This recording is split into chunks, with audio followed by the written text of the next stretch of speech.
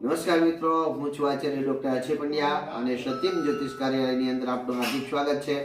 મિત્રો, ઘણા સમયથી વળી પાછો સમયની પાબંદીને હિસાબે વિડીયો બનાવી નથી શક્યો, પરંતુ અત્યારે આપણો જે વિષય ચાલતો હતો કે નિત્ય પૂજા કઈ રીતે કરવી જોઈએ અને નિત્ય પૂજા કઈ રીતે કરવી જોઈએ, એમાં તમે ક્યાં ક્યાં ભૂલ કરો છો, આ ટોપિક ઉપર ઘણા બધા પ્રશ્નો આવ્યા અને એના સવાલના મેં ઘણા બધા જવાબ પણ આપ્યા હતા.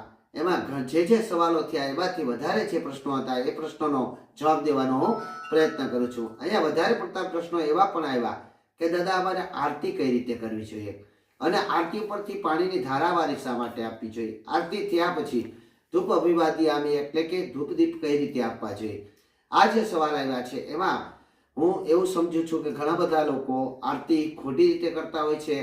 ઘણા લોકો આમ જા ઓમ જા આમ જા ઓમ જા આરતી કરતા હોય છે. એવી રીતે આરતી થતી નથી.